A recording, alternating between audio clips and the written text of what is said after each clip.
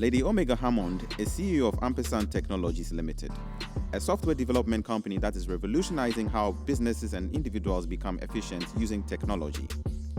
On top of building a software company of her own, Lady Omega is co-founder of STEMbees, an NGO that has introduced over 300 young girls to STEM, empowering and mentoring them to explore their passions from a young age. Join me on this episode as we delve deep into what drives her passion in what she does. Lady Omega, that's an interesting name. Yeah. What's the origin? Okay, so before I was born, my mom went for a conference in Kenya, and she met a lady called Omega Bula, who was a speaker at the conference. She was involved in community work and involved in helping young women in her community, and she was so inspired. She decided to name her first daughter after her, and here I am, Lady Omega. The lady is just to show that I'm a girl. Oh, okay. So yeah. Interesting.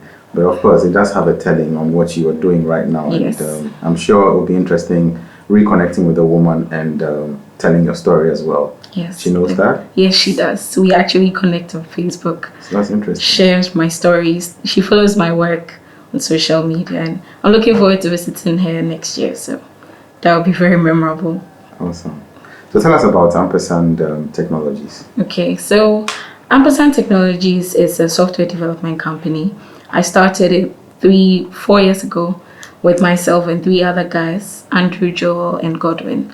The goal for us starting the company was through our incubation in Meltwater Entrepreneurial School of Technology, where they train software entrepreneurs to start businesses and then receive funding.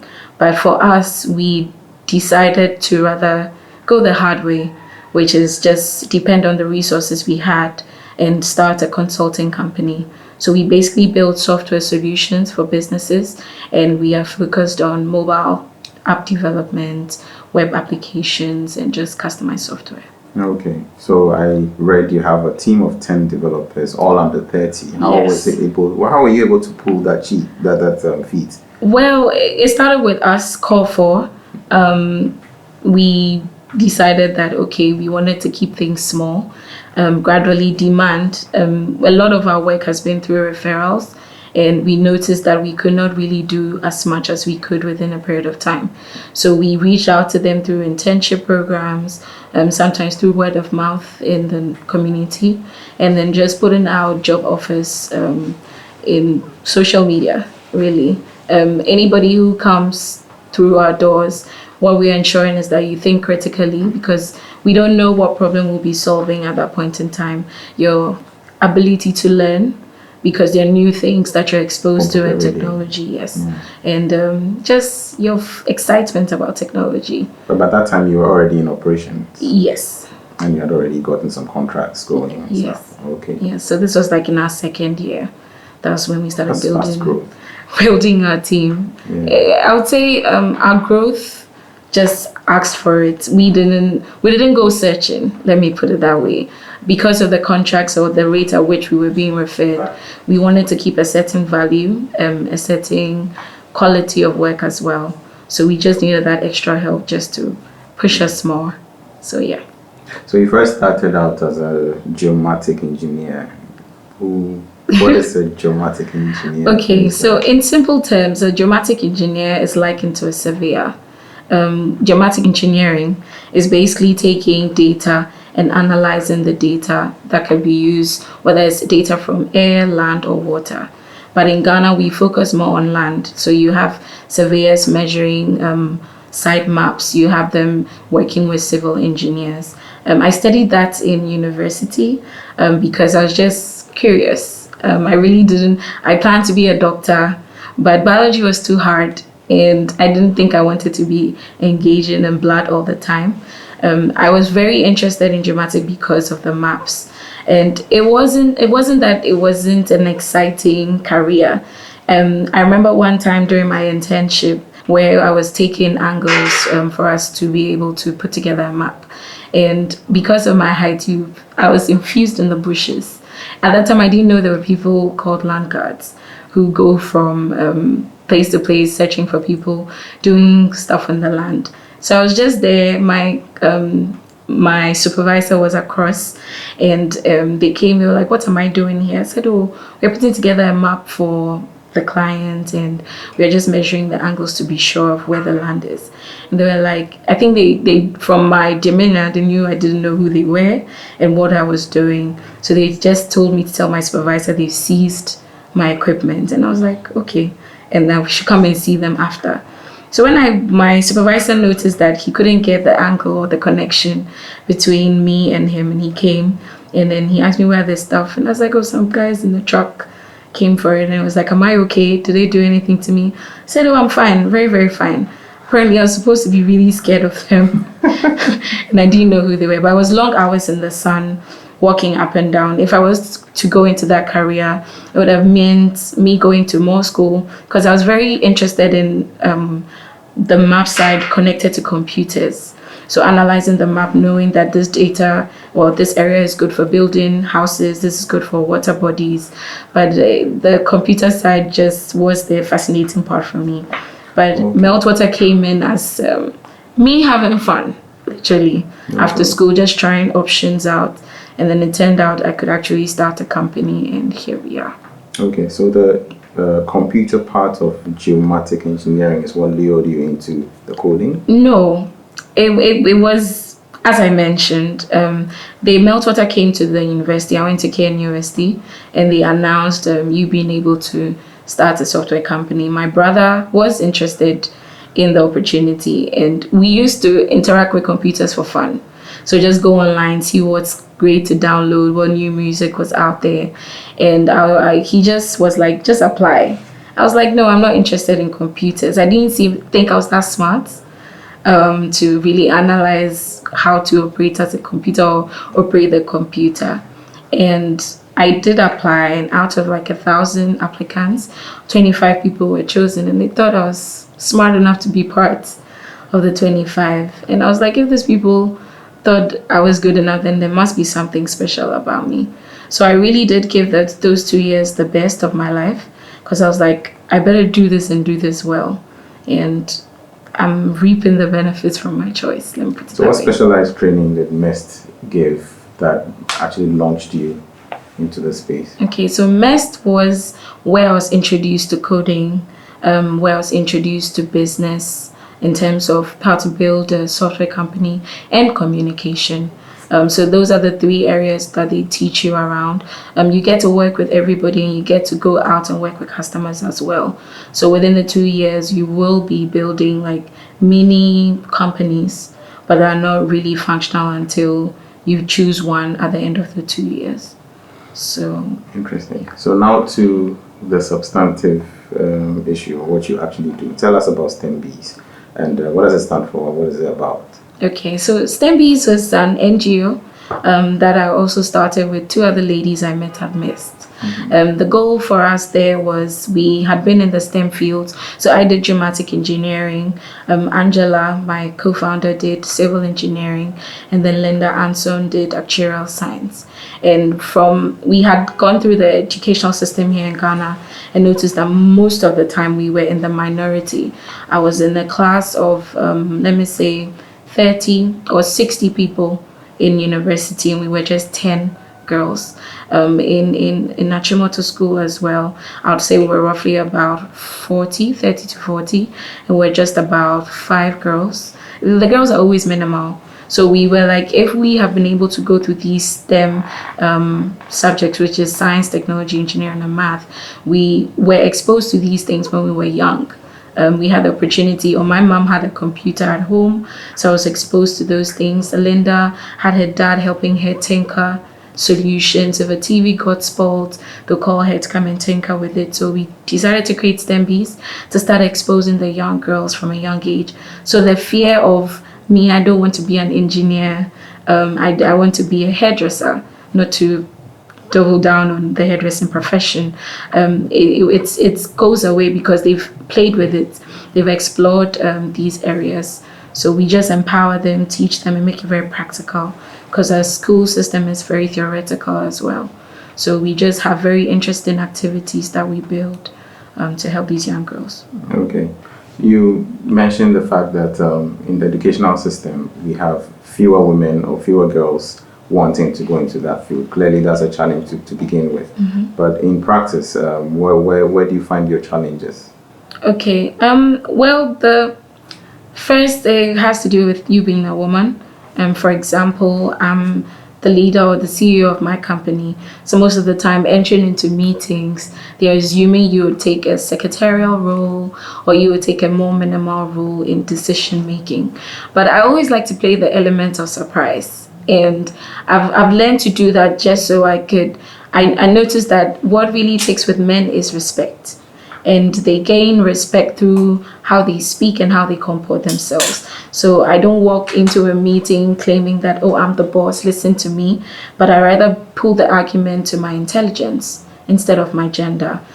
So that's one big challenge which I try to overcome. Another one for me is taxes. Aside the personal taxes and the corporate taxes that we pay as a company, there was the municipality tax. I've now forgotten what the name of the tax is. But just because we are located in a particular area, we are required to pay taxes or else they were going to lock up the place. And I actually went head to head with them. And I was like, what do you provide for me? You don't even provide street lights or safe drainage or anything secure, like making sure town and planning is good. Because right across us, we have like this slum area just around our company or business, you know. And for me, I know that the government had released the under 35 tax. I applied for it at the beginning of this year. And now I'm at the mercy of GRA. To decide whether I'm worthy of receiving that tax waiver for 5 years or not. And in my mind, I'm like, I get it's a political gimmick, but the reality is there are small businesses out there trying to thrive, trying to make it or obey the laws and do things right so that people could look up to us and put themselves in shape. And it's a big challenge. It cost us an arm and a leg, but I guess it's the sacrifice we have to pay for the right things to be done in the country. And I'll say the last thing probably will be access to communities where you can get clients or where you can pitch yourself for the good values that you do. As a small business, you always have to find yourself amongst a certain network before you have a certain net worth. You know, and if you do not know somebody, it's who you know, it's really, who you know, how it operates in this country instead of my work speaking for me. Okay, so with these challenges you're talking about Ampersand Technologies. Yes. Also with your other initiative, what are the difficulties that you encounter? Okay, so for STEMBs, a lot of what we are doing is based really on our passion. Unfortunately, a lot of the grants we've received have come from international partners as compared to the local partners, because there's always this bureaucratic system of having to send letters to 1,001 offices before you actually get to the one who makes the decision. We always have to depend on these international grants to be able to teach the girls or to go to the public schools. I remember one time we went to a public school trying to get the girls for a period of time, and the headmistress said we have to pay some amount of money. We had to go to AMA to go and pay some amount of money and to educate our own girls. Yes, and to me, I'm like, I get it that maybe you're not being paid your due, but at the end of the day, the interests of the children should be the most important. Yeah. You know, we've had the opportunity to go to some robotic international competitions, and unfortunately, for example, last year we were unable to go because an embassy decided not to grant us visa for us to even cross through their country to go to another country where the competition was being held. And even though we had the support of the ministry, we had the support of very high-leveled personnel, they declined us just because according to them, we didn't have all our documents together. But in my understanding, I always say that we always provide enough information about what we are going to do, who we are taking along, and it's not like we're going to be staying there for months. It was just a 5-day event, and the support of businesses to help us invest in the children or invest in the educational system if it's not in their best interest. We find the entertainment industry getting more funds than the educational industry, and it's heartbreaking because the future of Ghana, it really is dependent on how intelligent we are training the young people. And if these are barriers for us, we can't get through decision making because of bureaucratic processes. We are being sanctioned because of maybe pressure at the embassy. We are not able to get access to resources to help us to support the children. It's sometimes disheartening because we are doing this just based on our passion and our time. They're not our children. We know we would have children in the future, but for us, our focus has been the public schools, and it's forced us to now have to go into a model where we are working with the private schools, and whatever money that we get, we invest into the public schools. But that's a longer process to teach a child in the public school. We've had the opportunity to go outside of Accra, go to libraries that have been formed for these children and have practical ways of engaging them. Some of them see iPads and they're like, wow, a TV, and just me exposing that child at 7 years old or at 9 years old will help him to know that in the future I would want to interact with something like this. Yeah, this is the future. Yeah. This is where to go. Yes. With this. What you're doing is a very remarkable thing, changing the future from one child to the next. Thank you. Especially women. This is quite inspiring. And are there any people that you draw inspiration from? And who are they and why? Yes. I'll start from my mother, just because she saw greatness in me even before I was born. She declared my future even through my name before I lived up to it. She was a secretary in a bank. I spent hours waiting for her to close work, and just that exposure to the different things that she was working on. She was one of the fastest typists in the bank, and just how orderly she was with putting her files together made me know that I wanted to be right. I wanted to be good at something. Another person too that really inspires me is Joyce Ayi. Not because she is a woman or no, because she was a minister, but for me, I always remember her as one of the women who always commanded respect through their work, through their voice, through the way they impacted the community and how they influence people around them. And for me, it's so substantial to my growth and how I'm building up myself. In as much as whether she was a wife or whether she was a mother or whether she was a minister, she had a credibility that she stood up to. And outside of Ghana, it's Bozema St. John. She is currently working, oh god, the name of the company has escaped, but she's working in the tech company and is one of the chief executive marketing officers. And irrespective of where she's gone to, she's made it known that she can really bring a change to the company. And she not having a technical background and still being able to rally brands to grow in it, it's really impressive for me. And last and not the least, they're all females, unfortunately, is Oprah. Oprah is special for me because of wealth. In terms of, I'm not aiming to grow wealth. I mean, yes, to get rich, but also to be able to command a certain influence and power. So I wouldn't have to rely on a government to fly kids out of the country, or I wouldn't have to rely on the ministry to provide a suitable educational system, or I would be able to walk into any desperate situation and help. So for me, those are the people that I look up to in different stages of my life. With what you're doing with STEM Bees, it's a transformational thing meant to change the paradigms of how we educate our girls in science. Yeah. If we placed you, for example, in a position of power, clearly to change stuff, what would it be? Position of power. So I'd say government. Government. Yes. Unfortunately, I'll decline a position like that, not because it won't give me the ability to change things, but I feel like the perception of people that have gone into government has always been that they're in for their selfish needs.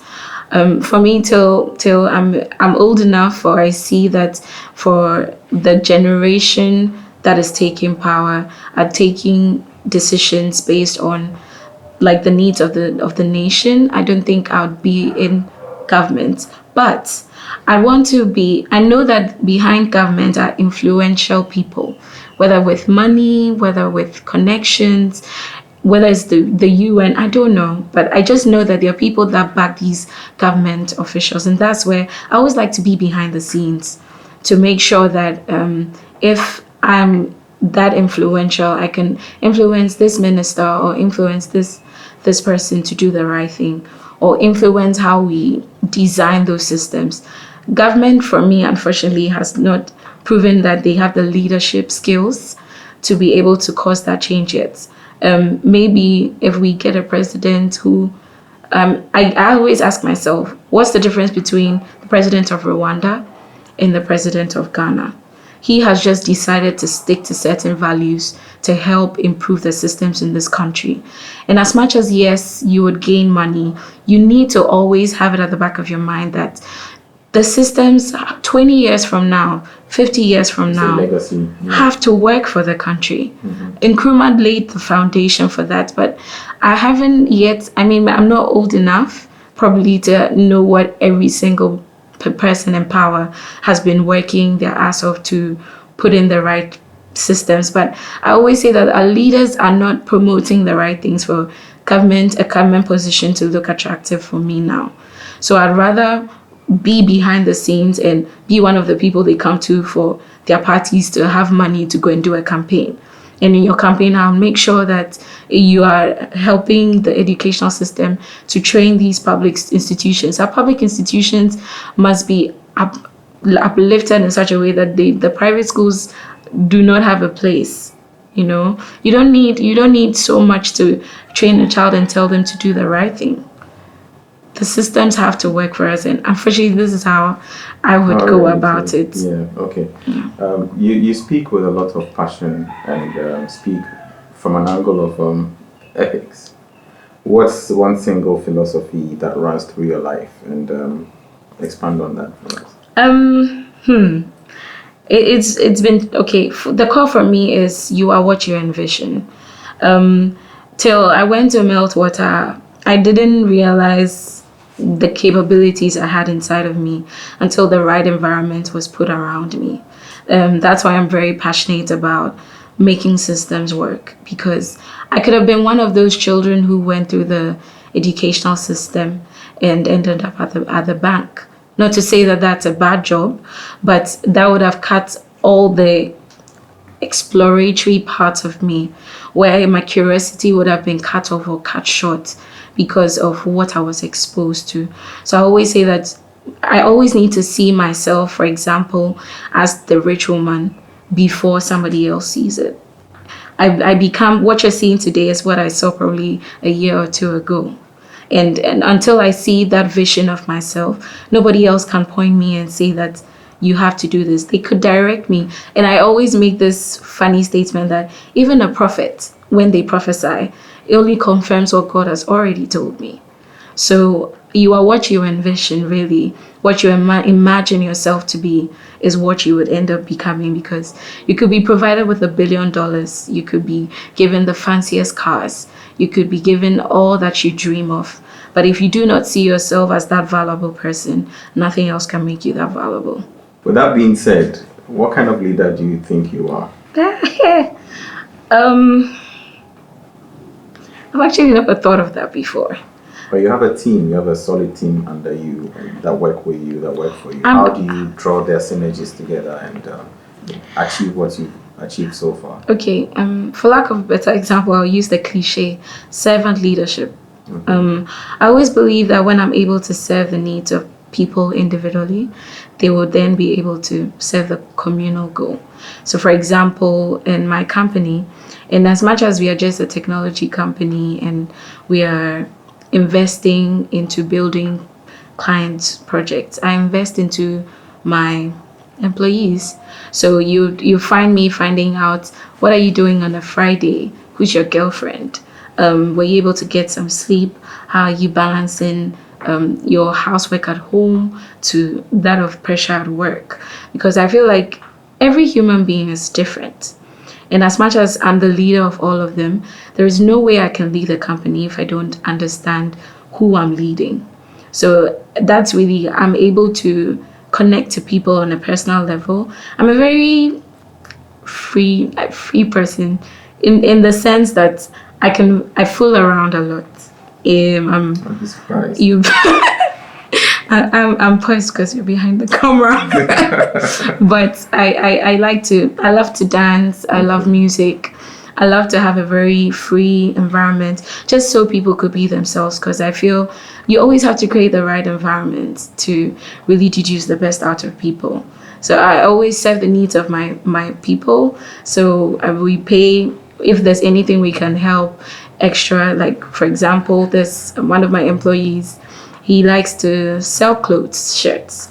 And as much as I'm paying him a salary every month, I promote his shirts as well on my status, getting more clients. So he knows I really believe in him wanting more money, celebrate their birthdays, give them a cake.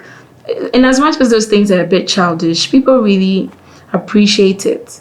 Just saying thank you for maybe giving me a cup of water, or maybe picking up my call when I called you at 7, or just saying or sharing my personal things with you as well inspires them to also share with me. So I go from I'm a people person, let's put it that way. So long as I can connect with you as a person, we'll get along very well. It's interesting how you combine the very laser focused driven woman with the very fun, interesting person. So work and life, how do you strike the balance? There's no balance. Yeah. To be honest. It's all integrated. Yeah, it's more like what I make time for. Okay. I used to overthink it and say I need a work-life balance. You need to go to work at this time. You need to be in the house, sweep and cook, but I've realized I can't do it all. But you make time for what's important for you. So family, I've come to learn that I have to make time for family. I have to make time even for myself, taking care of myself, making time to have fun. Because of that, I will not go to work and be shouting on them and saying, why is this not done? And this has come out of more like this entrepreneurship journey has been a journey of discovery for me. Because I've noticed that in as much as I have the same 7 days that some young kid in China has. The only difference between him and me is that he has a more organized system than I have. But what I have over him is I'm able to measure my time, measure my efforts to match up to what he is doing. So in 50 years, or even let's limit it to in a year, you would meet me at the same place that you'd be doing business because I put in the work. That means I don't have to sleep as everybody will be sleeping 8 hours. Probably have to study a bit more to study some Chinese for maybe 2 hours, or I have to read outside of my scope so that I can match up and speak on a level that my colleagues who are probably 20 years older than me are doing. And I need to put in that sacrifice now. I need to be careful of my friends. Not to say that I have bad friends. Maybe I do. But my friends are very influential in terms of who I'm listening to. Because with the kind of, let me say, path I've taken, it's not for the faint-hearted. There are times that you're going to be really frustrated and you don't need somebody coming to complain about, and this makeup is too expensive, and I couldn't get tickets to this party, and this boy is, not to say that we don't talk about such things, but we need to match up at a place where if you're advising me, I take your word for it. So I have a lot of my friends are also taking like very large sacrifices, whether in their workplaces or general in life. So tell us about growing up. What was growing up like for you? Hey, growing up, it was fun. Very, very humbling as well. I don't come from a well-to-do family where we are wealthy and we have it all together. When I was 10, my parents divorced. I prayed for 10 years to God, asking why they couldn't figure it out. But out of that experience, I realized that it was a season that I had. It's actually added to who I am today. It's put me on a path where I became not too dependent on my parents. And that's when I really built a relationship with God. And I started to discover certain things about me and myself. So growing up, I mean, I was catered for. I was taken to school. My auntie used to take me on vacation across the country. She was a very staunch NDC member. And then she died to cancer. That's why I wanted to be a doctor. But her journey really inspired what I'm doing now, because she was an entrepreneur. She was at that time producing palm oil, and she used to have time to take us on vacation. So I was like, I also want to make money so I can go on vacation and I wouldn't have a 8 to 5 that I have to be stuck to.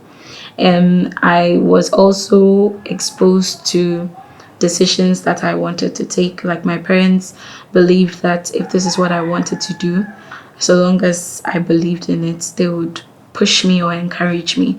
So that's my mom, me taking the chance of just going to Meltwater, even though I had dramatic survey companies waiting for me to join.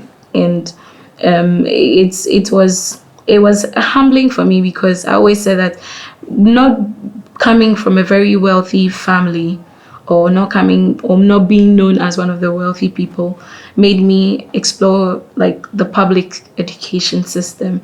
It makes me, I respect the hawker on the road. It makes me really admire the mechanic for what they do, because I found myself, we relocated to Kaswa when my parents separated, and there was one time we were going from work and my mom's car like got spoiled on the road, and somebody had to push it, and nobody was willing to push it, so I had to push it. And she would not say it's like you have an option, go and push the car, and I have to go and push the car. So if I'm pushing the car and I people see me pushing the car, then it helps me get some help to push the car. So I realized that I always have to put in some action, and not say that because I'm a young girl or because I'm small I can't do it. So I'll say that I wouldn't change anything about how my family wasn't well to do, or we didn't have all the money in the world, or I didn't go to international schools, or I wasn't known as the prettiest girl in school, or I wasn't part of the squad, the most intelligent, because it's really crafted who I am today, you know. And I always thank God that I had a very supportive mother. In as much as my dad was supportive as well, I give credit a lot to my mother, because I wouldn't be who I am today without her. She always pushed me out of my limits, and she still does. She always makes me think about the reason behind what I'm doing. For example, why am I going to church? What are the church leaders doing to help our communities? Is it all about praying, or is it about making change? You know, so yeah, it's very exciting. Interesting. One key thing about this program is that we want to discover that X factor, that point, that turning point that, you know, changed the course or changed the life of the respondents we speak to. Mm-hmm. And we all dream about one profession or the other, and then the scenes of life, the winds of life blow us in a particular direction. So for you, what was it that marked that turning point for you? It was Meltwater. Because before then I was very timid. I was always like shying away from opportunities, because I failed a lot in school. In WASI, for example, I failed in biology.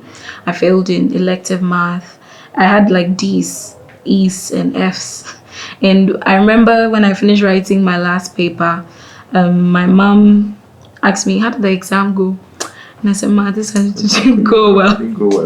Not knowing she had already registered for NOVDEC. So I went to study for NOVDEC and realigned my priorities, and I passed with A's. So that's how I was able to get into university. The failure didn't end there. I started failing at engineering math in my first year. In my second year, I was doing better in subjects that had to do with computers. And I was really down. I didn't think there was anything worth to who I was. Like, everybody was doing really great. You hear them taking prizes. Me, I was taking prizes for being a sports perfect, and being a perfect, but I wasn't getting prizes for my intelligence. So being accepted into Meltwater really shook me, because I was like, then this should be something these people saw. And they I would say gave me the environment to flourish, or bring out what was really inside of me, because I wasn't scared to face my fears then. Because of my failures, I had learned from it and had grown. So I would say that was the point where things changed for me. My mindset, even towards how I spend my time, the kind of hairstyles I do, how much time I spend with my friends, the clothes I wear, how I even take care of my health, dancing instead of probably going to the gym, choosing to read a book on the beach instead of just reading a book on my phone, going online and reading outside of my scope, not just about technology, but about other industries, fashion industry, anything that excited me. So I would say Meltwater really, or going into MES after university, was the turning point. So the decision to build up on yourself, get better at what you do, was just what that marked it. So the focus of this program again as well is to inform those behind us, those coming up, the young ladies like you, years back, maybe like 2, 3, 4 years behind you, also charting the same course. What would be the advice? What would be the learning curve? You went through your learning curve. Maybe what you'd say would shorten their learning curve and have them achieve even quicker. So what would be the few key things you'd say to them? So the first thing that I'll say is build a relationship with God. He is the one who created you, or that's what I believe. And if you want to know yourself, you can only know that through the one who created you, through the manual, which is the Bible, if you do not hear from God or you do not speak to him. The reason why I was saying that is not because now I even say I'm not Christian, I'm a child of God. Okay. In the beginning, he created everything, and our purpose here on earth is to have dominion over the earth and have dominion over the things that he's created. And there's no way you're going to know what you have dominion over if you don't know who even created you and why, And in you developing a relationship with God, you don't get to know more about him, you get to know more about yourself, because you are the domineering person here on earth. God doesn't have $1 billion in heaven. There's people here on earth who have the $1 billion. So if you know yourself and you know what you're good at, you know how to get that $1 billion for yourself. So know God, or know who created you, whoever you believe in. Know yourself. Know what you're good at. Know your strengths. Invest in yourself. Invest in books. Invest in people who inspire you. Invest in events where you can build your network. Invest in not just your hairstyle and not just your clothing, but also in things that cause you to think outside of the box, or outside the things you're familiar to. And then the last thing that I'll say is help. Always be that person people can count on for help. Just locate yourself as, if you need anything, just reach out to me. You would always realize that in you giving that help, you would always receive that help. You wouldn't necessarily have to go begging. You would always have an import of favors or people at your beck and call. And most importantly, I would always say, believe in yourself. The things that you do not admire right now, your curiosity, your ability to be able to cook jollof, your ability to be able to understand the Ga language as compared to Twi, your ability to be able to sweep a classroom better than anybody else. Those things that you don't regard, those are the things that really make you different. Because everybody can claim to be the best at what they do, but that's why they always say that you can always share your ideas, you can tell the whole world about your ideas, but how you would execute this is different from how another person will execute it. So I'll just say, get to know yourself. There's so much in a human being that's yet to be explored. We are limiting ourselves, and the earlier you get to know yourself and what you're good at, the better you'll be. Lady Omega, thank you so much for gracing our interview today. Thank you. You're one remarkable woman, and you're doing great things in the country. Thank you. We're hoping that in the years to come, there'll be more Omegas named after you. Amen, Jesus. Thank you so much. Thank you.